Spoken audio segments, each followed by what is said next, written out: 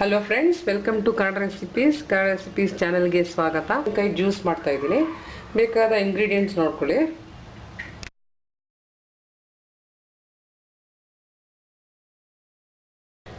Ice cubes, ಸಕ್ಕರೆ 1 ಕಪ್ಪು, ಜೀರಿಗೆ powder 1/4 tea spoon, 1/4 tea spoon ಉಪ್ಪು, 1 ಚಿಟಿಕೆ ಪೆಪ್ಪರ್, ಬ್ಲ್ಯಾಕ್ ಪೆಪ್ಪರ್.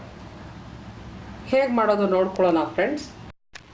ಒಂದು ಮಿಕ್ಸರ್ ಜಾರ್ ತೊಗೊಳ್ಳಿ, ಇಲ್ಲಾಂದರೆ ಬ್ಲೆಂಡರು.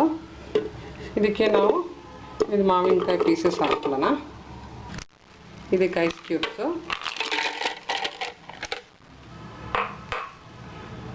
ಸಕ್ಕರೆ.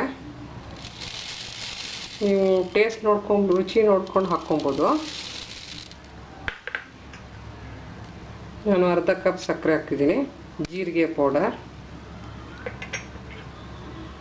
ಪೆಪ್ಪರ್ ಪೌಡರ್ 1 ಚಿಟಿಕೆ, ಉಪ್ಪು.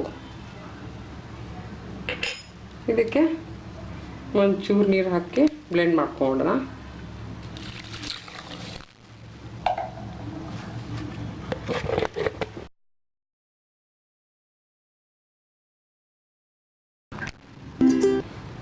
ಇದು ಬ್ಲೆಂಡ್ ಮಾಡ್ಕೊಂಡಿದ್ದೀನಿ.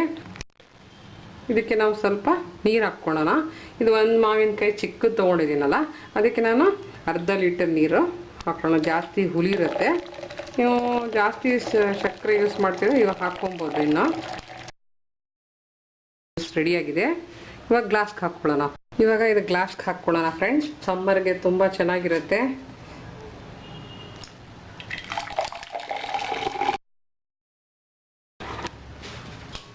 ಇದಕ್ಕೆ ಜೇನುತುಪ್ಪ, ಹನಿ ಮತ್ತು 1/2 ಟೀ ಸ್ಪೂನು ಗಾರ್ನಿಷ್ಗೆ ಹಿಂಗೆ ಹಾಕ್ಕೊಬೋದು. ಮಾವಿನಕಾಯಿ ಜ್ಯೂಸು ರೆಡಿಯಾಗಿದೆ. ನೀವು ನಿಮ್ಮ ಮನೇಲಿ ಟ್ರೈ ಮಾಡಿ ಫ್ರೆಂಡ್ಸ್.